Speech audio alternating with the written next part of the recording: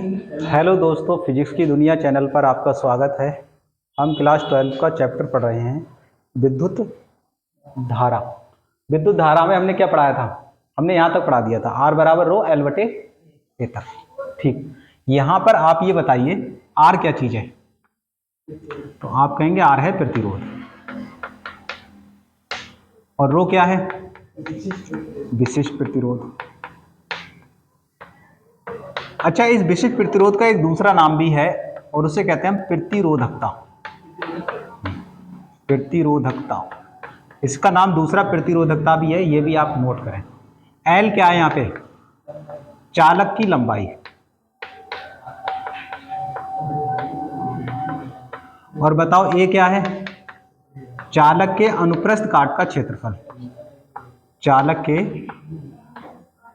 अनुप्रस्थ काट का क्षेत्रफल। अच्छा, काट को हम परिच्छेद भी कहते हैं, परिच्छेद का क्षेत्रफल। तो ये है अनुप्रस्थ काट का क्षेत्रफल। ये चीज थी अपनी। आज हम परिभाषा पढ़ेंगे विशिष्ट प्रतिरोध की या प्रतिरोधकता की। ठीक है, किसकी परिभाषा पढ़ेंगे? प्रतिरोध की या विशिष्ट प्रतिरोध, प्रतिरोधकता की या विशिष्ट प्रतिरोध। तो हेडिंग डालें विशिष्ट प्रतिरोध, विशिष्ट प्रतिरोध या फिर प्रतिरोधकता। किसकी परिभाषा देखेंगे आज?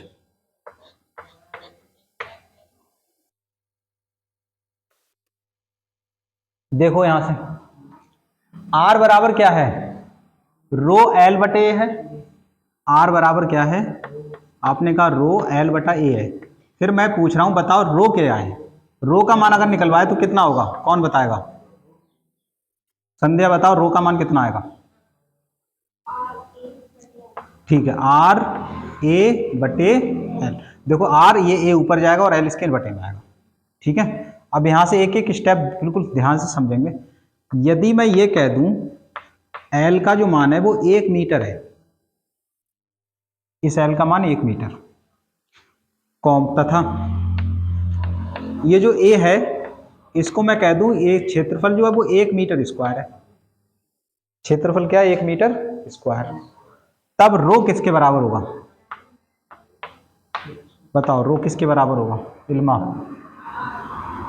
ये रो किसके बराबर होगा? अगर ये 1 हो जाए, ये 1 हो जाए, जो या बताओ किसके बराबर होगा?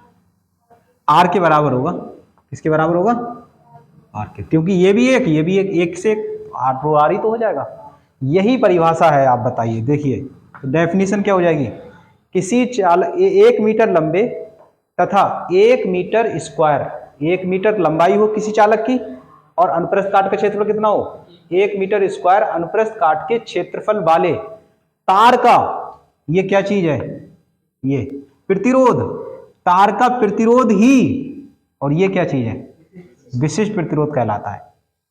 परिभाषा आई समझ में? किसी चालक तार के 1 मीटर, डायरेक्ट लिखो, 1 मीटर लंबे तथा 1 मीटर स्क्वायर अनुप्रस्थ काट के चालक तार का प्रतिरोध ही उसका विशिष्ट प्रतिरोध कहलाता है। परिभाषा आसान है, मैं लिख दे रहा हूं। 1 मीटर लंबे तथा 1 मीटर लंबे तथा 1 मीटर स्क्वायर अनुप्रस्थ काट के, अनुप्रस्थ काट के, अनुप्रस्थ काट के क्षेत्रफल, क्षेत्रफल वाले किसी चालक तार का, किसी चालक तार का, किसी चालक तार का प्रतिरोध ही, प्रतिरोध ही विशिष्ट प्रतिरोध कहलाता है। विशिष्ट प्रतिरोध कहलाता है। उतार लो।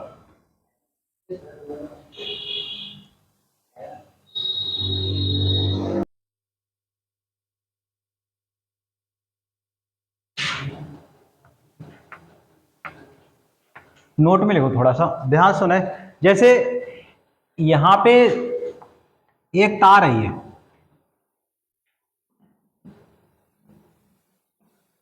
ये तार है। अब इसे आपने क्या करा, खींचा, इसे क्या करा, खींचा, और खींच के इसकी लंबाई बढ़ा दी आपने। इसकी लंबाई कितनी कर दी, पहले थी L, अब जो लंबाई है वो प्रारंभिक लंबाई की n गुना कर दी। पहले लंबाई कितनी थी, L बराबर L थी, L बराबर L थी। चलो अब जो नई L डैश हो गई वो कितनी कर दी, इस लंबाई की n गुना बढ़ा दी आपने। कितनी बढ़ा दी, n गुना। अच्छा, इसका अनुप्रस्थ काट का क्षेत्रफल a है। अब इसका कितना है, पहले L थी तो नई लंबाई आपने कर दी NL। अच्छा, इसका क्षेत्रफल a है तो इसका a डैश कितना हो जाएगा, समझे। तो एक बात ध्यान से देखें, यहां पे आप लंबाई को कितनी बढ़ाओ या लंबे तार को कितना ही छोटा करो, हमेशा उसका आयतन एक जैसा रहेगा, उसका आयतन सेम रहेगा। इस तार का आयतन कितना होगा बताओ। आयतन होता है लंबाई गुणा, आयतन होता है क्षेत्रफल गुणा लंबाई। आयतन क्या होता है, क्षेत्रफल गुणा, देखो आयतन का फार्मूला मैं बताऊं दोबारा देखो। आयतन का मतलब होता है लंबाई गुणा चौड़ाई गुणा ऊंचाई, यही तो होता है आयतन, हर कोई जानता है। लंबाई गुणा चौड़ाई गुणा ऊंचाई को आयतन कहते हैं। अब लंबाई चौड़ाई का मतलब होता है क्षेत्रफल, क्या हो गया ये। और सवाल में जो तार की लंबाई है, ऊंचाई की जगह इसने लंबाई ले ली है, तो क्षेत्रफल गुणा लंबाई भी क्या हो गया, आयतन ही तो हो गया। तो इसका मतलब आयतन हो गया इसका AL, AL होगा, AL इसका आयतन हो गया। अच्छा, अब आपने इसको खींचा और इसकी लंबाई n गुना बढ़ा दी। कितनी बढ़ा दी लंबाई, n गुना बढ़ा दी आपने, n गुना लंबाई बढ़ा दी इस तार की। पहले जो तार था उसके मुकाबले n गुना बड़ा कर दिया इस तार को। तो क्या चीज नहीं बदलेगा इसमें, आयतन। तो इसका आयतन भी कितना होना चाहिए, ध्यान से समझना, बहुत इंपॉर्टेंट बात है ये। इसका आयतन भी AL ही होना चाहिए। कितना होना चाहिए, लेकिन L है कितनी, L जो है यहाँ पे NL है, लंबाई है कितनी यहाँ पे NL। तो क्षेत्रफल कितना होगा, आयतन ये सेम बनाओ यहाँ पे, बताओ।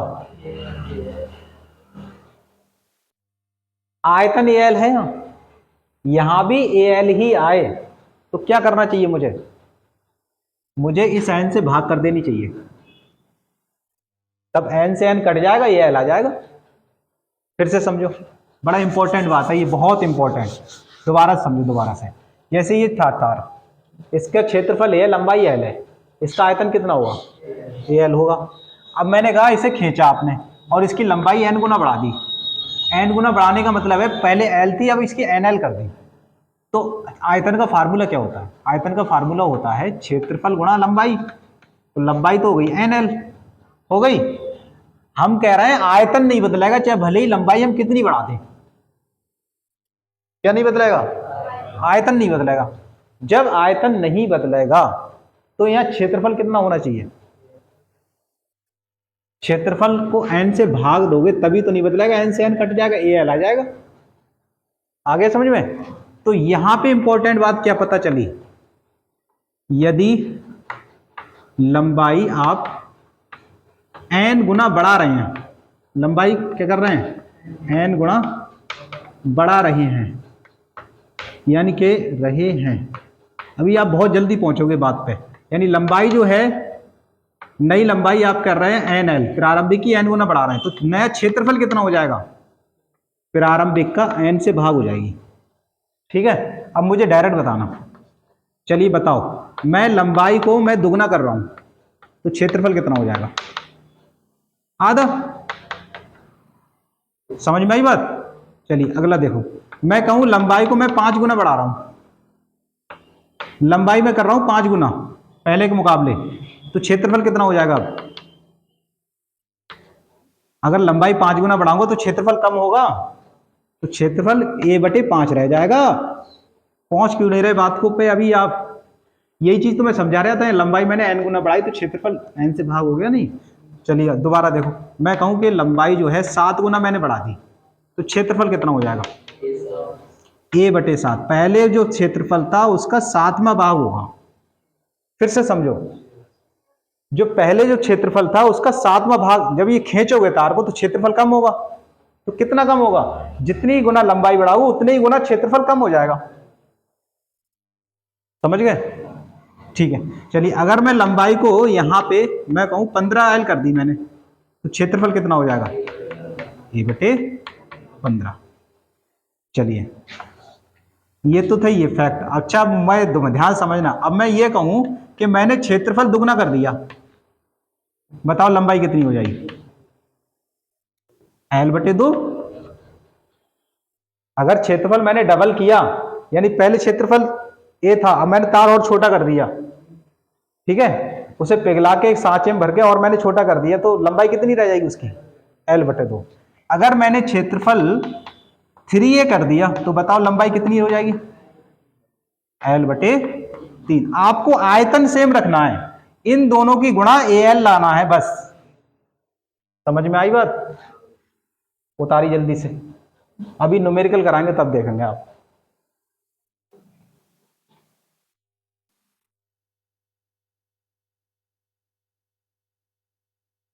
चलो, तो क्या चीज नहीं बदलेगा यहाँ पे? आयतन। अगर आयतन या AL है तो यहाँ भी AL होना चाहिए। n गुणा बढ़ाई तो NL हो गया, क्षेत्रफल में n से भाग दे दिया, तो n से n कटा तो कुल मिला के AL ही आना चाहिए यहाँ भी। ठीक है, इस तरीके से अगर लंबाई हमने 2L करी तो क्षेत्रफल यहाँ पे आधा रह जाएगा, लंबाई 5 गुना करी तो क्षेत्रफल a/5 रह जाएगा, लंबाई 7 गुना बढ़ा दी तो क्षेत्रफल a/7 रह जाएगा, लंबाई 15 गुना कर दी तो क्षेत्रफल a/15 रह जाएगा। अगर क्षेत्रफल डबल है तो लंबाई आधी रह जाएगी।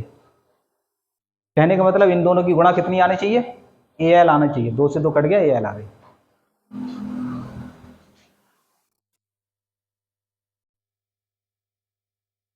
देखो ये सवाल है, 5 ओम के एक तार को एक पतले तार में खींचा जाता है जिससे इसकी लंबाई 3 गुना हो जाती है, इसका नया प्रतिरोध ज्ञात कीजिए।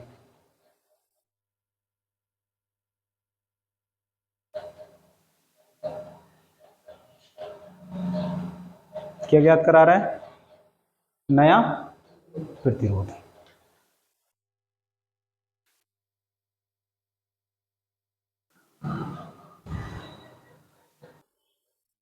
देखो 5 ओम के एक मोटे तार को एक पतले तार में खींचा जाता है जिससे इसकी लंबाई 3 गुनी हो जाती है, इसका नया प्रतिरोध ज्ञात कीजिए।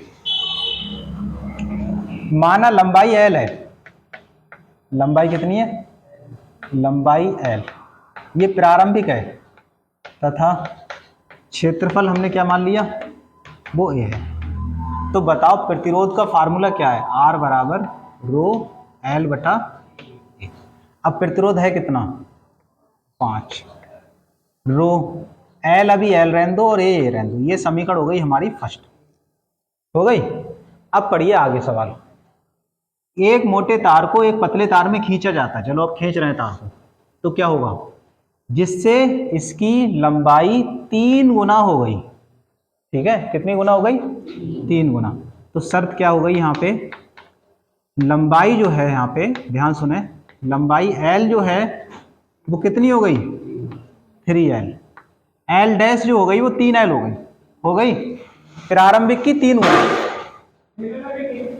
अगर लंबाई 3 गुना हो गई, अगर लंबाई कितनी हो गई? 3 गुना, तो क्षेत्रफल कितना हो जाएगा? एक चीज देगा हमें, वो लंबाई देगा तो क्षेत्रफल नहीं देगा, क्षेत्रफल देगा तो लंबाई नहीं देगा। आपको लंबाई दे रखी है, अब बताओ आप क्षेत्रफल कितना होगा अपनी तरफ से?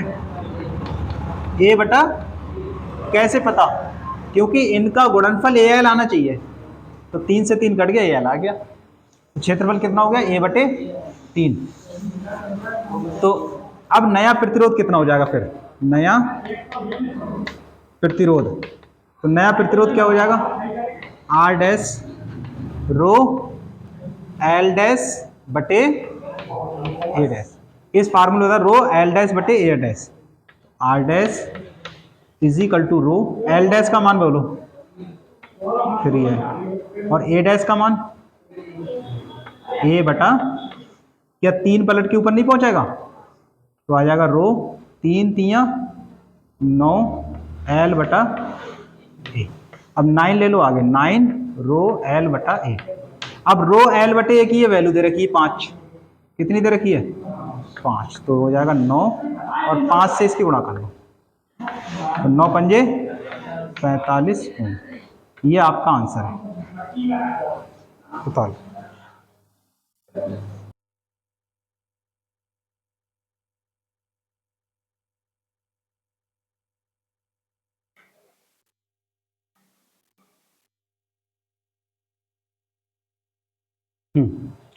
एक तार का प्रतिरोध 16 ओम है, उसे पिघलाकर पहले से आधी लंबाई का तार खींचा जाता है, तो नए तार का प्रतिरोध क्या है। खींचने के बाद में देखेंगे, पहले ये जो कंडीशन है ना यहां तक, पहले आप इस चीज को क्लियर करें, ये क्या है यहां तक पढ़ें। तो पहले हल देखें, माना तार की लंबाई कितनी मान ले रहे हैं, ये प्रारंभिक लंबाई होती है, प्रारंभिक लंबाई L तथा अनुप्रस्थ काट का क्षेत्रफल A है, ठीक है। तो बताइए मुझे R का फार्मूला क्या होता है, प्रतिरोध R बराबर होता है रो L बटा। अब R यहाँ कितना दे रखा है 16, तो यहाँ 16 लिख लो आप, तो रो L बटा A। ये समीकरण हो गई आपकी फर्स्ट, हो गई। अब पढ़ो, उसे पिघलाकर पहले से आधी लंबाई का तार खींचा जाता है, तो बताओ लार कितना खींचा गया, तार कितनी हो गई लंबाई, नई लंबाई क्या है बताओ, आप बताइए कितनी हो गई, बताओ फैजान। L बटा 2। देखो लंबाई जो है पिघलाकर पहले से आधी लंबाई करी गई है, कितनी करी गई है आधी, और आधी का मतलब होता है L बटे 2। आधी का मतलब क्या हो गया L बटा, अगर लंबाई L बटा 2 हो गई तो अंकित बताओ कितनी होगी क्षेत्रफल, क्षेत्रफल कितना होगा आप बताइए। लंबाई अगर L बटा 2 हो गई तो क्षेत्रफल क्या होगा, इल्मा बताओ। A बटा 2, बिल्कुल गलत। लंबाई आधी हो गई तो इनका गुणनफल, आपको बार बार भूल क्यों जा रहे हो, गुणनफल AL करना है आपको, गुणनफल क्या करना है। तो बताओ अगर ये 2 है तो यहाँ पे 2A हो जाएगा ना, होगा तभी तो 2 से 2 कटेगा, ये L आ जाएगा। यही तो बताई थी कंडीशन, लंबाई आधी है तो क्षेत्रफल डबल, और क्षेत्रफल ठीक है हाँ, तो क्षेत्रफल 2A हो गया। आगे बताओ, पहले से आधी लंबाई का तार खींचा जाता है तो नए तार का प्रतिरोध क्या होगा, इस प्रतिरोध की बात कर रहे हैं। तो प्रतिरोध का सूत्र देखो ये लिखा है, तो प्रतिरोध का फार्मूला क्या हो जाएगा, नया प्रतिरोध है ये, नया प्रतिरोध। अभी और भी सवाल कराएंगे, ठीक है बिल्कुल पक्का करा देंगे। रो L की जगह क्या आ जाएगा बोलो L डैश, और A की जगह क्या आएगा A डैश।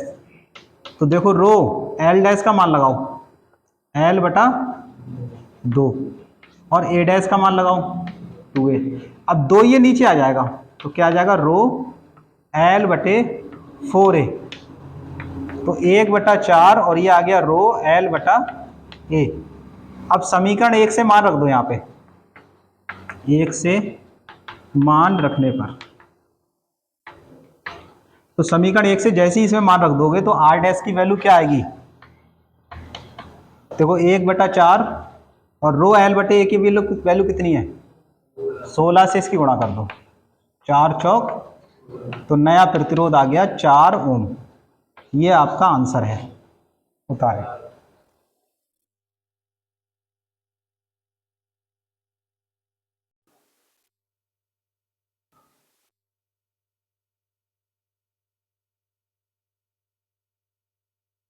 ये सवाल है, नए तार के प्रतिरोध में प्रतिशत वृद्धि की गणना कीजिए। बहुत ही बढ़िया सवाल है, ध्यान सुनो। 11वें क्लास में एक हम सूत्र पढ़ते थे प्रतिशत त्रुटि को लेकर के, वो अगर हम प्रतिशत त्रुटि निकालते थे तो इसका एक सूत्र था, वो था प्रायोगिक मान और फिर डिफरेंस था ये प्रमाणिक मान और बटे में आता था प्रमाणिक मान और गुणा आता था 100 और ये परसेंटेज। समझ में आई बात? प्रायोगिक मान डिफरेंस प्रमाणिक मान बटे प्रमाणिक मान इंटू 100%। तो इसी चीज को यहाँ पे देखें, जैसे अगर हमें प्रतिरोध में वृद्धि ज्ञात करा रहा है तो जो हम निकालेंगे वो कौन सा होगा? प्रायोगिक मान R डैश, प्रमाणिक मान जो सवाल देगा -R। प्रमाणिक मान वो होता है जो रियल वैल्यू है। प्रमाणिक मान कौन सी? जो रियल वैल्यू। और प्रायोगिक मान कौन सा? जो तुमने निकाला। सही है? तो R डैश आप निकालेंगे यहां से, R दिया गया हुआ तो R डैश -R बटे R गुणा 100। तो ये वृद्धि होगी किसमें? प्रतिरोध में। अगर वृद्धि हमसे पूछ रहा है प्रतिशत वृद्धि तो ये फार्मूले से निकलेगी, R डैश -R बटे R गुणा 100। समझ में बात आई? कहां से लिया हमने? इस सूत्र से हमने लिया है। R डैश हम निकालेंगे, इसमें R पहले वाला होगा तो R डैश -R बटे R गुणा 100। तो इतनी प्रतिरोध में क्या आ जाएगी? ये वृद्धि आएगी। क्या आएगी? वृद्धि।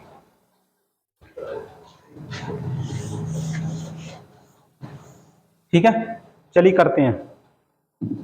सुनो, 20 सेंटीमीटर लंबे तार को खींचकर इसकी लंबाई में 25% की वृद्धि की जाती है।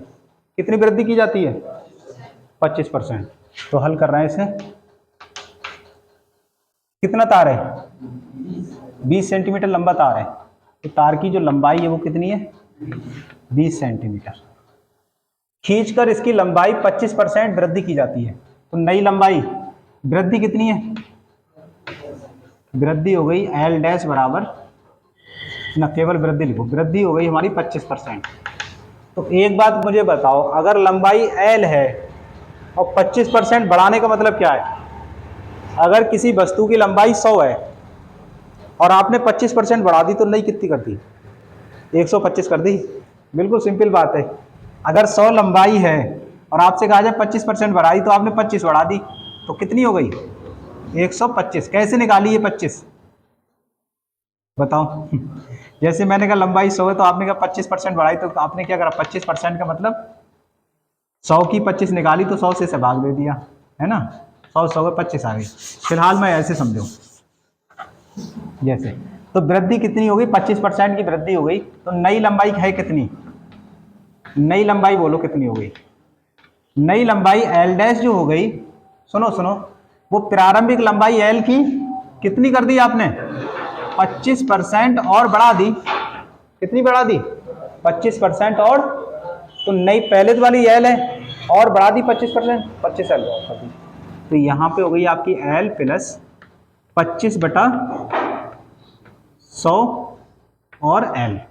अब यहाँ काटियो, 25 एकम 25, 25 चौक 100, 4 एकम 4 और 1 5, 5/4 L कर दिया आपने।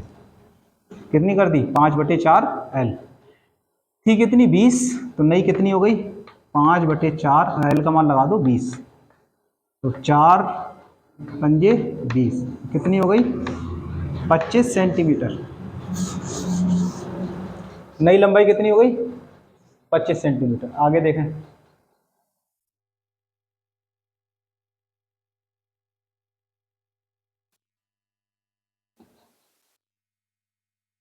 आगे देखो, यह 1 मिनट ऐसे समझो,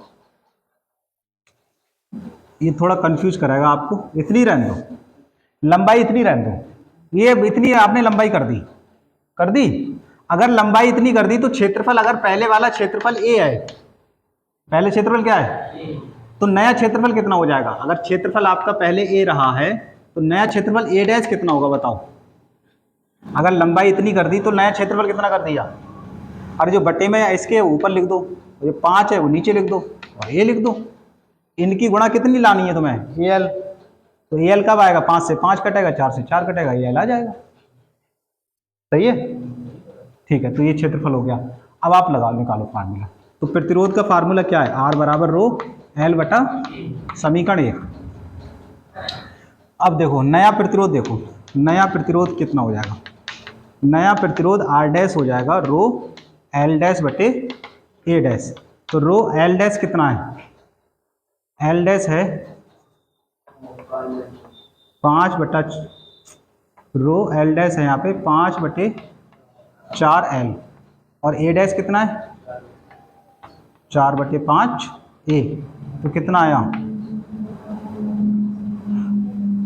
तो 5 ऊपर पहुंच रहे हैं, 4 नीचे आ रहे हैं, तो पचम 25, और ये 4 नीचे आ जाएंगे, 4 चौक 16, 25 बटे 16 रो L बटा A। कितना आ गया R डैश। तो वृद्धि कैसे निकालोगे, प्रतिरोध में क्या निकालना है, प्रतिशत वृद्धि। तो परसेंटेज वृद्धि कैसे निकलेगी, अभी बताई थी, R डैश माइनस R बटे R गुणा 100। लगाओ R डैश लगाओ, 25 बटे 16 माइनस रो L बटा, नहीं 25 बटे 16, अच्छा रो L बटे एक है कितना, एक लाइन और लिख लो, 25 बटे 16 रो L बटा ये R तो ये है, और रो L बटा ये क्या है, तो यहाँ R लिख लो। तो 25 बटे 16 R माइनस ये वाला R और बटे R गुणा 100। अब 16 एलसीएम लो, तो कितना आएगा 25R माइनस 16R, और जो 16 एलसीएम लोगे वो नीचे आ जाएंगे, 16R गुणा 100, ठीक है। अच्छा 25 में से 16 घटाओ, 9 बचे हैं, 9R बटे 16R गुणा 100%। R से R कैंसिल, 4 चौक 16 और 4 25 100, 25 निमा कितने हो गए, 25 सट्टे 200, 225 हो गए, 225 बटे 4%। अब इसे काटो काटो, 4 छंग 24, नहीं 4 पंजे 20, 2 बचे 25, 4 छंग 24, 1 बचा, 4 दूनी 8, 4 पंजे 20, 56.25%, 2.25%, 56.25%। इतनी वृद्धि होगी, यही आंसर है, देख ले रहे हैं। हाँ बिल्कुल सही आंसर, उतारो।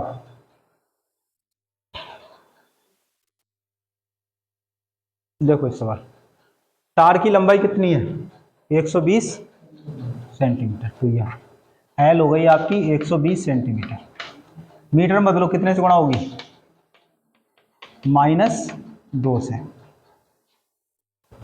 0.04 mm व्यास का है, D व्यास को कहते हैं D, व्यास कितना हो गया D, तो ये हो गया 0.04 mm। mm को हटाओ तो कितना मीटर होता है mm में, 10 की घात -3, ठीक। तो व्यास इतना है, तो त्रिज्या कितनी होगी इसकी, कोई बता सकता है, त्रिज्या कितनी हो, व्यास की आधी होती है त्रिज्या, यानी व्यास का आधा होता है त्रिज्या, व्यास आधा कर दो त्रिज्या बन जाती है। तो इसे 2 से भाग कर दो, करो इससे 2 से भाग, 2 दूनी 4, घातों में कुछ नहीं करते, बस ये संख्या भाग करते हैं। आगे सुनो, प्रतिरोध 25 ओम है, तो R कितना है यहाँ पे 25 ओम। अब विशिष्ट प्रतिरोध पूछ रहा है, यानी रो पूछ रहा है, तो सूत्र क्या होता है R का, R बराबर रो L बटा A। तो रो का कितना होगा A R A बटे L। सभी वैल्यूएं दे रखी हैं आपको, लगाओ, लेकिन एरिया नहीं दे रखा है, यहाँ पे A नहीं दे रखा है, तो A यहाँ से निकाल लो। तो A कितना होता है पाई R स्क्वायर। अब पाई का मतलब 3.14 या 22/7, 22/7 से कुछ कट तो रहा नहीं है, 21 कहाँ है, कैसे काट दी 7 की 21, 21 तो है नहीं, 25 है, तो 3.14 लगा लो, कितना 3.14 लगा लो, R स्क्वायर 0.02 गुणा 10 की पावर 1 मिनट। इसे थोड़ा और हल कर लो, देखो पॉइंट खत्म करेंगे तो नीचे कितने हो जाएंगे 100, और 100 का मतलब 10 की पावर 2, और 10 की और 2 ऊपर जाके माइनस हो जाएगी, तो हो जाएगा 2 गुणा 10 की पावर -5 हो जाएगा। तो यहाँ पे लगा लो 2 गुणा 10 की पावर माइनस 5 का वर्ग, तो कितना आएगा 3.14 गुणा 2 का वर्ग 2 दूनी 4 और 2 से 5 की गुणा होगी, ठीक है, पचम 25 मत कर दियो, 2 की 5 से गुणा, घातों में गुणा होती है इसकी, 2 पंजे 10 मीटर स्क्वायर। लगा दो सारे मान यहाँ पे, आर हो गया 25, ए 3.14 गुणा 4 गुणा 10 की पावर माइनस 10, एल 120 10 की पावर माइनस 2। काटो, 4 तियां 12 30 और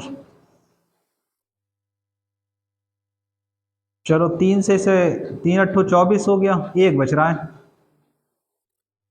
बाद में पहले गुणा कर लेंगे सब, फिर 3 से भाग दे देंगे, ठीक है, ऐसा कर लेना है। ऐसा करो, पहले इनकी गुणा कर लो, 25 चौक कितने हो गए 100, 100 का सिफर हासिल आए 10, 25 से कम 25 और 10 35, कितने हो गए 35, 35 के 5 हासिल हो गए 3, 25 से कम 25 और 10 35 के 5 हासिल 3, 25 3 75 और 3 कितने हो गए 78, 10.2 के बाद तो यहाँ पॉइंट आ गया, और बटे में क्या आएगा, बटे में 30 है ना, 30 का 3 रहने दो और 10 इधर दे दो इसे, तो घात 1 कम हो गई, -1 कितनी बची यहाँ, बोल कैसी नहीं रहे, यहाँ बची -1 और -1 ऊपर ले जाओ तो 10 की पावर +1। अब 3 से काटो इसे, 3 दूनी 6, क्या बचे 1 18, 3 6 18 दशमलव, 3 एकम 3, क्या बचे 2 20, 3 6 18 फिर 2 3 6 18, यही आता रहेगा, और 1 का घात कम कर लो तो 10 की घात -9, ये आ गया मात्रक इसका, और इसका मात्रक क्या होता है ओम मीटर, 26.166।